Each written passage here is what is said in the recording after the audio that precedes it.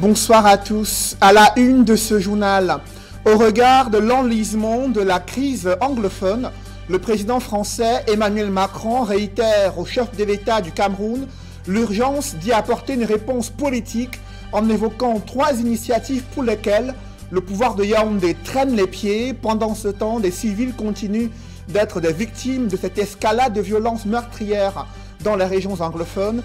Vous suivrez dans ce journal des témoignages choquants d'une famille dont l'enfant a été criblé de balles et les réactions des Camerounais à travers le triangle national qui appellent de toutes leurs forces à l'organisation d'un dialogue inclusif. C'est le dossier du 20h.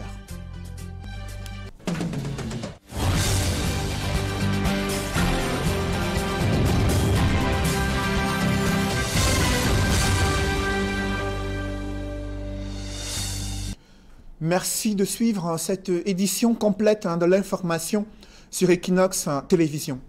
D'abord, ce témoignage choquant d'une dame dont l'enfant a été criblé de balles sur le théâtre de la crise anglophone le jour de la célébration de la fête nationale de l'unité. Son témoignage a été repris sur la toile, une vidéo devenue virale, suscitant la consternation et l'émoi des Camerounais. Comment en est-on arrivé là? Des civils qui continuent d'être victimes de cette escalade de violences meurtrières dans le chaudron de la crise anglophone. Évocation avec Eric Martial Ndiomo.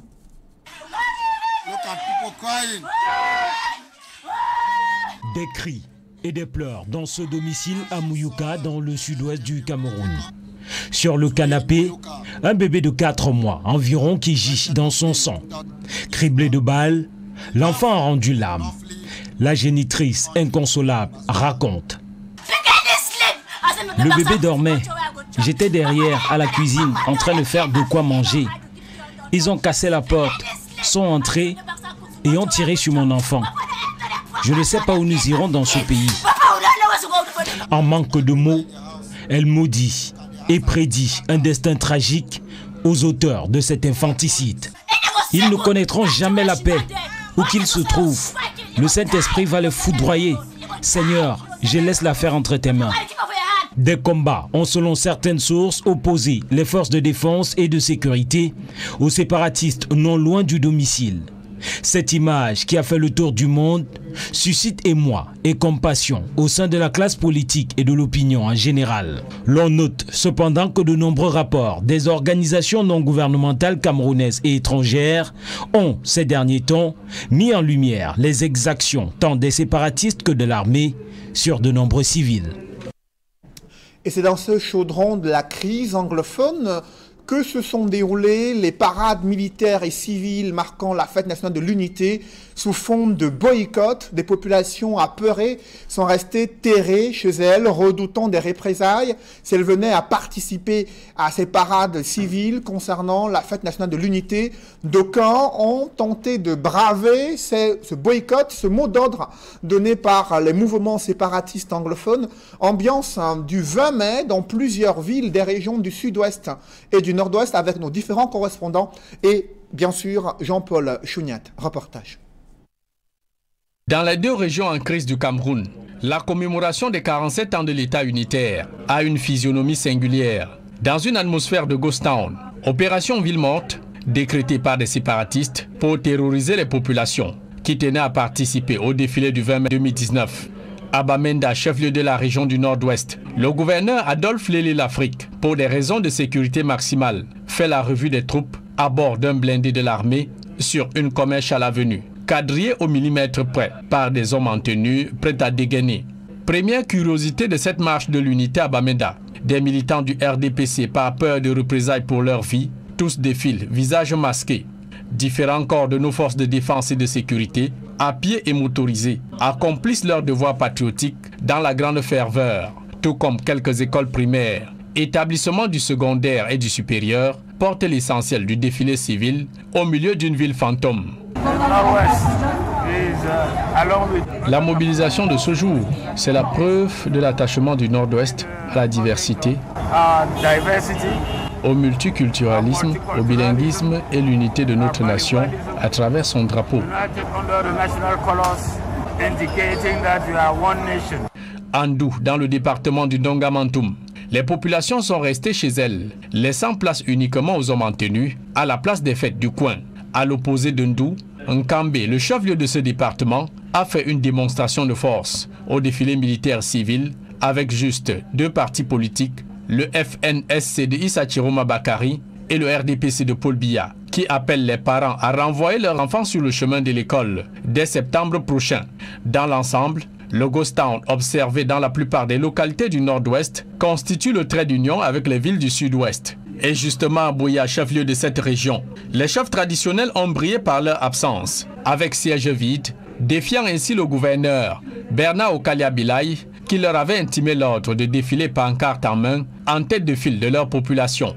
En dépit de cette fausse note du bras de fer entre Chief du Sud-Ouest et le gouverneur Okalia Bilay, des sources révèlent que des charters seraient partis de Douala et des villes voisines pour gonfler les rangs des défilants à la place des fêtes de Bongo Square. Nous sommes tous témoins que le défilé s'est bien déroulé sans le moindre incident. Plus loin à Limbe, chef-lieu du Fako, la place des fêtes et la tribune officielle ont fait le plein d'œuf de participation au défilé du 20 mai 2019. Contraste renversant avec l'arrondissement de Tombel près du département du Mungo dans le littoral. Ici, la 47e fête nationale de l'unité s'est célébrée dans la même ambiance de Ghost Town, avec un dispositif sécuritaire prêt à neutraliser tout imprévu, d'où qu'il provienne. Et le président de la République française a adressé un message à son homologue Paul Biya à l'occasion de la fête nationale de l'unité. Au-delà d'exprimer ses vœux de bonheur et de prospérité pour le Cameroun, Emmanuel Macron n'a pas manqué d'évoquer sa préoccupation quant à la crise qui sévit dans les régions du nord-ouest et du sud-ouest. Le président français a rappelé au chef de l'État du Cameroun qu'il est convaincu de la nécessité d'apporter de manière urgente une réponse politique à la crise anglophone. Dans son message, Emmanuel Macron cite 3 initiatives que devrait prendre le président du Cameroun pour apaiser les tensions. Il cite le recours au dialogue, des mesures de détente et l'accélération de la décentralisation. Selon Emmanuel Macron, ces suggestions ont déjà été faites à Paul Biya en février 2019. Et le président Macron fait savoir que la France est prête à soutenir toutes les initiatives qui iront dans ce sens. Et dans les régions de l'Ouest, les populations ne sont pas indifférentes à la crise anglophone qui sévit dans les localités voisines. À l'occasion de la fête nationale de l'unité, elles ont tenu à exprimer leur souhait de voir un dialogue inclusif être organisé afin d'apaiser les tensions dans les régions anglophones. Reportage Leclerc Sakem. À l'Ouest Cameroun, la fête de l'unité 2019 s'est célébrée dans un contexte très particulier dont l'enjeu sécuritaire, vu sa proximité avec les régions du nord-ouest et du sud-ouest. Pour l'historien Jean-Claude Tchokap, il faut chercher la formule meilleure pour faire sortir les 2 régions en crise de l'impasse. Il faut être multiple. Le discours d'aujourd'hui tend à valider l'impossibilité du dialogue. Chaque fois qu'on dit on dialogue avec qui, ce sont des questions qui sont en reculade.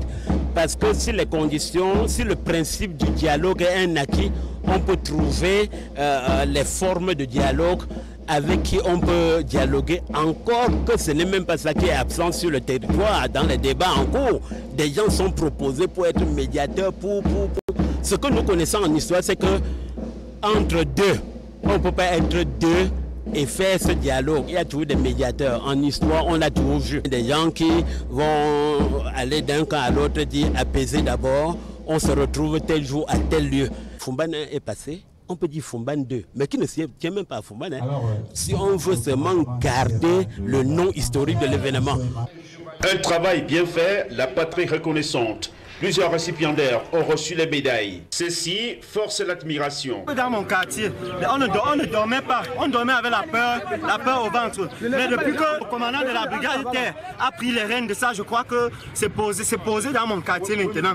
Pour le défilé, acte 1, les troupes à pied seront les premiers à battre le pavé à Bouddha, Chant et Bandjoun en respectant le slogan « Honneur et fidélité ». Le défilé civil captivera plus l'attention des spectateurs. Les jeux scolaires, pour la plupart, ont tenu bien haut l'arbre de pain dont la signification n'avait pas de mystère pour personne. Le public les nourrit des applaudissements. Les messages brandis par ces élèves étudiants ainsi que les chants avaient pour principaux coloraires la paix, l'unité, le développement, la lutte contre les discriminations. Les autorités administratives saluent cette mobilisation. Je peux vous dire, tout s'est réellement très bien passé à l'année. Tout le Cameroun était pendant le défilé. J'avais vu la photomobilisation des comités de vigilance. Je salue l'ensemble des populations de l'arrondissement de Kayangam pour la mobilisation, pour la paix qui continue de prévaloir dans notre arrondissement. J'encourage donc toutes les forces vives, toutes les populations du département de la Menoie, en particulier celles de Tian, qui ont contribué de près ou de loin à la réussite de cette belle fête. On ne peut pas vivre autrement au Cameroun que d'être ensemble. Vraiment, je ne pense pas qu'un Camerounais peut penser vivre autrement que d'être avec son frère d'une religion, ou bien d'une ethnie, ou bien d'une région qui n'est pas la sienne. Donc c'est là notre force et nous devons la préserver ensemble. Nous devons préserver cette unité. Et c'est ça le message que je lance aux populations du département du King qui jusqu'à présent vraiment magnifie cette unité dans la diversité. Les partis politiques qui ont pris part à cette grande parade ont réaffirmé leur ardent désir de vivre dans un Cameroun où règne la paix et l'unité. Les comités de vigilance installés dans les villages n'étaient pas du reste.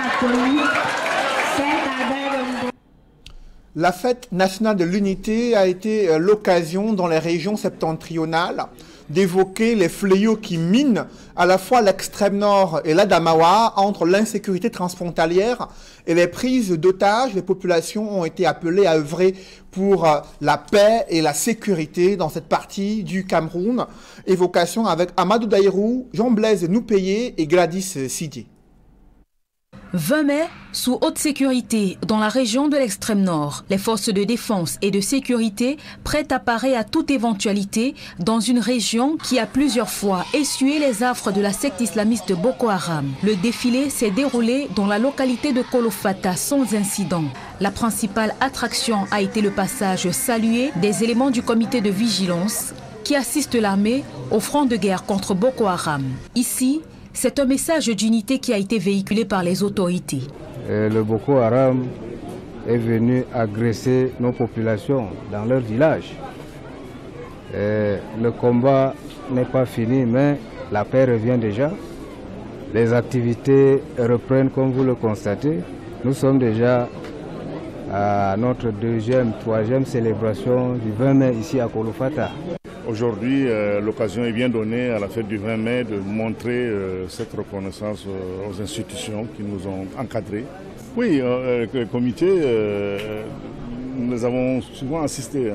Ils ont été assistés de plusieurs façons, directement par le pouvoir central, mais aussi au niveau local. C'est des gens qui se mobilisent au détriment de leurs activités champêtres, donc nous compensons aussi par des vivres. Nous allons continuer à être à leur écoute parce qu'ils sont quand même, ils interviennent de manière efficace dans la paix aux côtés des forces de défense et de sécurité.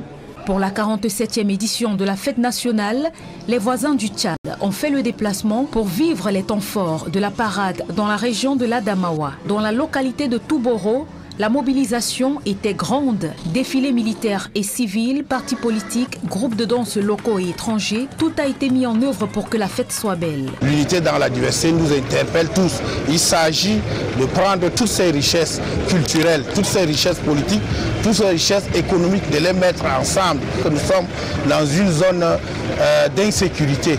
Et si nous ne valorisons pas ces différentes cultures, nous ne nous mettons pas ensemble pour pouvoir tourner le dos à ces malfaiteurs, il nous sera difficile d'atteindre l'émergence, nous aussi à Touboro. La région de l'Adamawa a été confrontée ces derniers mois au phénomène de prise d'otages. La fête de l'unité nationale a été l'occasion pour les autorités d'appeler les populations à plus de collaboration afin de mettre un terme à ce phénomène et garantir la paix dans la région.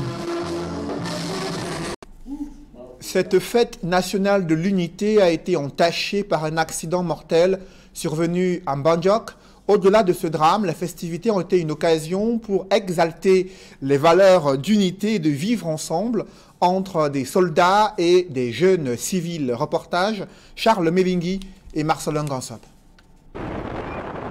C'était un 20 mai ensanglanté sur la nationale numéro 1, précisément au centre-ville de Banjok, où une dame a perdu la vie à la suite d'un accident de la circulation. Selon des témoins, c'est en sautant d'une moto qu'elle a été écrasée par un véhicule qui est entré en collision avec l'engin à 2 roues. Le choc lui a été fatal. Une note triste qui n'a pas entamé le moral de ceux qui ont participé à la parade civile et militaire organisée à la place des fêtes de Banjok. Dans l'arrondissement voisin d'un Cotin, c'était la même effervescence. Tout a commencé par la remise d'une distinction honorifique au seul élu du jour. Monsieur Ibrahima Alilou,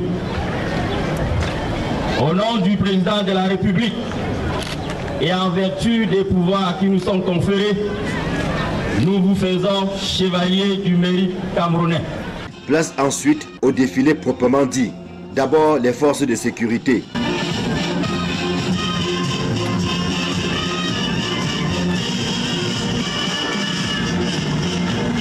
Ensuite des établissements scolaires. Les partis politiques. Sans oublier les associations professionnelles ainsi que les syndicats. Sur les banderoles, des messages poignants brandis par les défilants.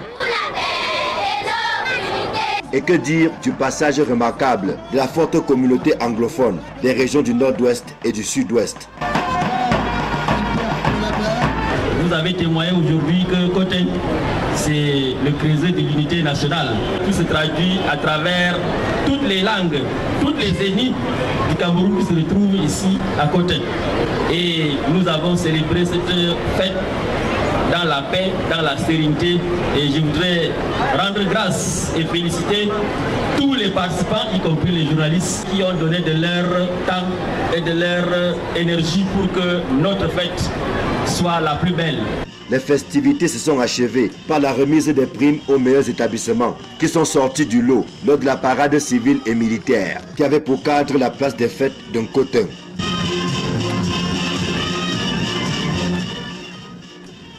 C'est une ambiance particulière qui a été observée lors de la célébration de la fête nationale de l'unité dans le département du Nyong-Ekele et département du Mungo. Ambiance observée par nos reporters Joël Niem, Jacques Molon et Isabelle Carole Zoupet. Reportage. La proximité du département du Mungo avec la région du sud-ouest faisait déjà redouter le mot d'ordre des séparatistes appelant à boycotter le 20 mai. Mais les populations de Loum, tout comme celles de Njombe Penja, sont sorties en masse pour participer à la commémoration de la 47e fête de l'unité nationale.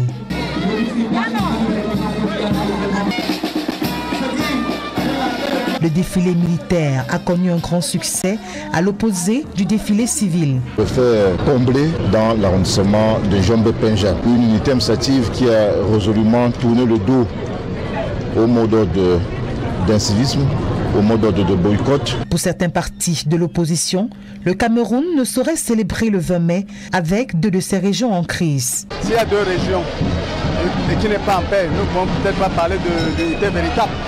Dialogue. C'est le dialogue qui peut ramener la paix, parce que sans la paix, il n'y a pas de développement. Une partie de la population ne peut pas être en train de souffrir et on parle de l'unité alors que même le gouvernement refuse d'entamer les dialogues. De Njombe Penja dans le Mungo, à Diban dans le Nyong-Ekele, la marche de l'unité a cristallisé toutes les attentions durant la parade avec les messages d'appel à la paix et au vivre ensemble.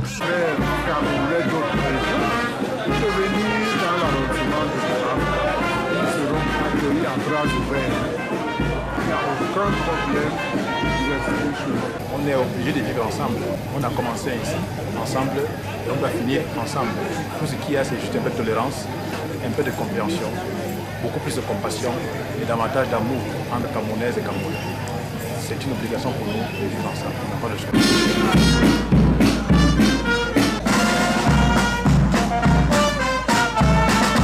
Les forces de sécurité et la population civile ont exprimé leur attachement à l'unité d'un Cameroun indivisible, aujourd'hui en proie à des élans sécessionnistes dans les deux régions anglophones. Dans le reste de l'actualité, les candidats au baccalauréat technique et probatoire technique ont affronté les premières épreuves écrites ce mardi. Ambiance dans les sous-centres d'examen à Douala avec Dallas Tiana et Kediara. Les épreuves écrites du baccalauréat et du probatoire technique ont commencé ce mardi matin sur l'ensemble du territoire national. Un lancement auquel le lycée polyvalent de Bonabéry a répondu présent. En première partie de cette chasse aux précieux sésames, les élèves ont affronté les épreuves de français. Bon, j'ai trouvé que l'épreuve de français était abordable pour moi et j'ai pu écrire ce que je pouvais écrire. Et par la grâce de Dieu, ça s'est bien passé. Si pour les uns, tout s'est bien déroulé, d'autres, par contre, ont dû faire face au trac des premières heures. Bon, il est vrai qu'après, on ne peut pas manquer, puisque bon, on ne peut pas quand même tout connaître sur l'épreuve. C'est pas quand même facile. Bon, on essaye d'aborder avec toutes nos compétences, ça va aller. Un trac qui va finalement s'envoler pour laisser place au déferlement des connaissances assimilées le long de l'année. Au lycée polyvalent de Bonabéry, c'est au total 496 élèves qui ont répondu présent pour les épreuves écrites du baccalauréat F et BT, soit 2 absents, tandis que le probatoire F et BTE ont enregistré 10 absents sur les 997 inscrits. L'établissement a mis sur pied un énorme dispositif destiné à contrôler de potentiels débordements. Nous avons mobilisé déjà le personnel enseignant par rapport à ces examens. Nous avons augmenté l'effectif des gardiens de nuit. Nous avons également valorisé les détecteurs de métaux pour maîtriser les enfants à l'entrée. Nous avons également au niveau de la propreté assuré la propreté non seulement dans les salles de classe, dans l'enceinte et autour de l'établissement. Et tout le staff administratif également mobilisé pour ceux qui sont concernés pour les examens. Un déploiement grâce auquel les élèves ont abordé la première journée de leur examen en toute quiétude. Oh, disons que dans l'ensemble, tout a bien commencé. Depuis hier, nous y sommes en train de travailler. Aujourd'hui, les enfants ont commencé l'examen à l'heure. Ces examens se dérouleront sur 2 semaines au total, soit l'une destinée aux épreuves écrites et l'autre aux épreuves pratiques. Les épreuves écrites et facultatives du baccalauréat, série A, ABI, CDE et TI sont prévues du lundi 27 au mercredi 29 mai 2019. Jeudi prochain, la semaine prochaine étant férié, ces épreuves reprendront le vendredi 31 mai pour s'achever le 1er juin 2019. Communiqué du directeur de l'office du baccalauréat concernant le calendrier des examens officiels du baccalauréat série A, ABI, CDE et TI prévus du lundi au mercredi du 27 au 29 mai 2019 et qui reprendront vendredi 31 mai pour s'achever le 1er juin. Le DCE Advanced et Ordinary Level sont également prévus la semaine prochaine sur l'ensemble du territoire national. Toujours dans l'actualité, des jeunes sensibilisés sur les fléaux qui minent le fer de lance de la nation au Cameroun entre la prolifération de la consommation des drogues, l'insécurité dans l'établissement scolaire, mais également la dépravation des mœurs. Ils ont été appelés à avoir des comportements de plus en plus sains et de respecter la morale dans une société camerounaise qui est en déliquescence. Des appréciations et des critiques qui ont été faites durant une caravane visant à sensibiliser les jeunes du côté de Yaoundé, compte rendu Marcelin Gansap. Les messages étaient à la hauteur des déviances et autres comportements irresponsables qui minent la jeunesse camerounaise. Quand nous tous nous observons notre société aujourd'hui, notamment les jeunes, on se rend compte qu'au-delà du défi majeur qui est l'insertion économique et professionnelle des jeunes, la problématique majeure, c'est les dérives comportementales que l'on observe dans notre société. Vous avez la violence, les drogues, la sexualité irresponsable, la consommation de l'alcool, l'irrespect, la perte de valeurs familiales. Dans les différents stands, des images qui parlent aux jeunes en les invitant à tourner le dos à tout ce qui peut nuire à leur avenir. Le cas de la drogue qui malheureusement prend la place des fournitures scolaires dans le sac de certains élèves. Je me souviens, j'ai eu à échanger avec certaines personnes qui prennent l'agro. Certains jeunes me disent que je suis tombé dans l'agro parce qu'un jour je voulais m'amuser. Donc ici on essaie de leur dire, ne même jamais essayer, même tenter. On risque de tomber dans l'addiction. Et troisièmement, on leur demande beaucoup d'éviter ce qu'on appelle les charters d'alcool. Un appel à une prise de conscience collective, réitéré par le premier vice-président de l'Assemblée nationale. Pensez-vous avoir l'avenir si vous vous abîmez dans la consommation de la drogue et de l'alcool? Si vous persistez dans des comportements négatifs tels que la violence et la sexualité irresponsable, est-ce qu'il vous arrive de penser à tous les sacrifices que font vos parents pour assurer votre avenir? La caravane scolaire Mani Jeune, lancée au lycée bilingue de Coleton, tombe donc à pic. Aucune action n'étant de trop, dès lors qu'il s'agit de conscientiser les jeunes. D'impacter sur des politiques publiques qui seraient beaucoup plus courageuses, beaucoup plus audacieuses, mais surtout beaucoup plus pertinentes. D'où le concept caravane scolaire Mani Jeune, qui est un multi-espace de sensibilisation, de conscientisation, de dialogue et d'éducation des jeunes sur les attitudes et comportements négatifs qui impactent négativement sur leur santé morale, leur santé physique et leur avenir. En guise d'encouragement et d'émulation, les élèves qui se sont illustrés par une bonne conduite durant l'année scolaire ont été primés pour faire tâche d'huile. Une foule immense a rendu hommage à l'abbé Richard Bouta lors de sa levée du corps à l'hôpital militaire de Douala. Selon des témoignages recueillis sur place, celui qui était encore à la tête de la paroisse catholique Sainte-Monique de Makepe a marqué des vies de plusieurs générations pour ses qualités de rassembleur et de grand bâtisseur. Reportage Mitterrand d'âme et Xavier Foucault. La cour de la morgue et la morgue elle-même de l'hôpital militaire de Douala a eu du mal à contenir cet après-midi l'immense foule de fidèles, de curieux, des membres de la famille, des membres du clergé, des autorités administratives, venus par centaines assister à la levée de corps de l'abbé Richard Bouta et l'accompagner par là même à sa dernière demeure.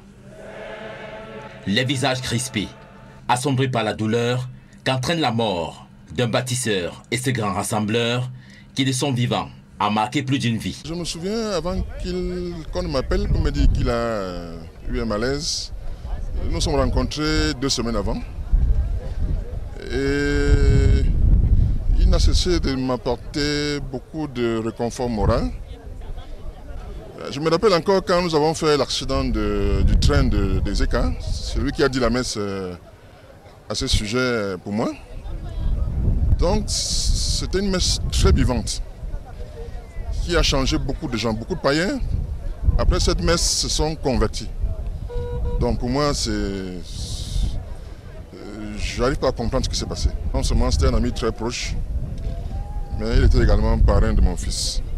Donc c'est un grand vide qu'il laisse auprès de nous. Cette grande perte au sein de l'Église, bien que voulue par Dieu, comme on dit à l'Église, laisse également une profonde douleur dans le cœur des fidèles qui l'ont côtoyé au cours de ces 22 années de sacerdoce. L'abbé Bouta, il était tout pour nous, à Bassap et en plus à Bana. Donc, je ne sais pas, ça nous fait mal, mais c'est Dieu qui donne et c'est toujours lui qui prend. On va seulement dire que papa, notre l'abbé, repose-toi en paix. Une très grande épreuve, une très grande perte pour l'Église catholique en général et pour les chrétiens de l'archidiocèse. Monseigneur Richard, c'était à lui seul, regroupait beaucoup de qualités. Bâtisseur, conseiller, je ne sais pas quoi dire. Les chants et surtout l'évangile du jour, lu par Monseigneur Paul Niaga, tiré du livre de Jean au chapitre 11, qui relate l'histoire de Lazare ressuscité des morts par Jésus après 4 jours passés dans le sépulcre, ont redonné de l'espoir aux fidèles. Cette longue file de voitures et de piétons témoigne de la grandeur et de la renommée de l'homme qui s'en va à jamais.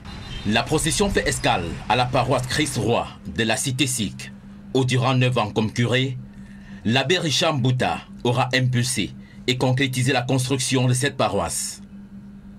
Les fidèles, vêtus de vêtements noirs, symbole de la tristesse, de la souffrance et de la mort, assistent à la messe dite par l'abbé Luc Mbougué. Mon message est clair, parce que nous sommes les hommes de foi. Nous avons le devoir de prier pour les morts.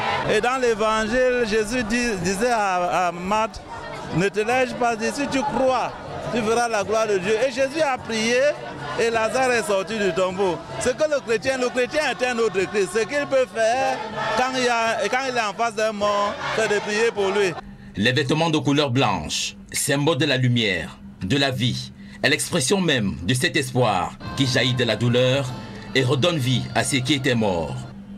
Un message de réconfort par lequel l'abbé Richard Mbouta aura marqué et pour toute une vie la nouvelle génération de chrétiens. Je garde de Monseigneur Richard Mbouta l'image d'un grand homme, dans la mesure où généralement lors de ses homélies, il avait une phrase qu'il aimait dire, que je cite, « La vie et la mort sont deux sœurs jumelles qui marchent ensemble.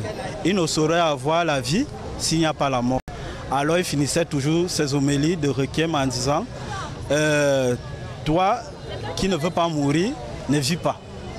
Donc vous voyez, d'où le slogan des t-shirts qu'on a sorti, tout est grâce. Donc alors je pense que c'était quelqu'un qui était préparé à ça et c'est ce souvenir que je garde de lui. Cépagnes, chapeaux, queue de bœuf et autres objets traditionnels, l'arbre de paix autour du cercueil, cette sorte de charpente en forme de triangle, faite de feuilles sèches de bananier, ces sonorités et pas de danse traditionnelle démontrent que malgré son engagement sacerdotal depuis le 5 avril 1997, l'abbé Richard Mbouta est resté enraciné dans sa culture, celle qu'il a vu naître à Bana le 25 septembre 1963. Et une grande veillée se déroule ce soir à la paroisse catholique Sainte-Monique située à Makepe dans le 5e arrondissement de Douala, là où il officiait jusqu'à son décès le 7 mai dernier. Il sera inhumé demain après une messe qui sera dite à la cathédrale Saint-Pierre et Paul de Douala par l'archevêque métropolitain de Douala, Monseigneur Samuel Kreda. Mesdames, Messieurs, c'est la fin de ce journal. Merci de l'avoir suivi. Juste après cette édition de 20h, retrouvez Serge Alain Otto et ses invités pour le débrief du journal sur le plateau d'Equinox Soir. Serge Alain. Voilà, suite de la fête du 20 mai, avec cet élément triste, ce bébé, cet enfant de 4 mois qui a perdu la vie hier pour avoir été criblé de balles. Vous avez suivi le témoignage édifiant et choquant de la mère de cet enfant. Elle, victime d'infanticide, elle a dénoncé cet acte odieux posé par des personnes qui se sont infiltrées à son domicile avant de cribler de balles cet enfant. Elle leur a promis l'enfer, remettant à Dieu ces actes qui viennent d'être posés, des civils qui continuent d'être victimes de cette escalade de violences meurtrières dans les régions anglophones, et ce, le jour de la fête nationale de l'unité. Toujours dans le chaudron de la crise anglophone, nous nous rendons à Buea où les chefs traditionnels n'ont pas défilé devant le gouverneur Bernard Okalia-Bilay.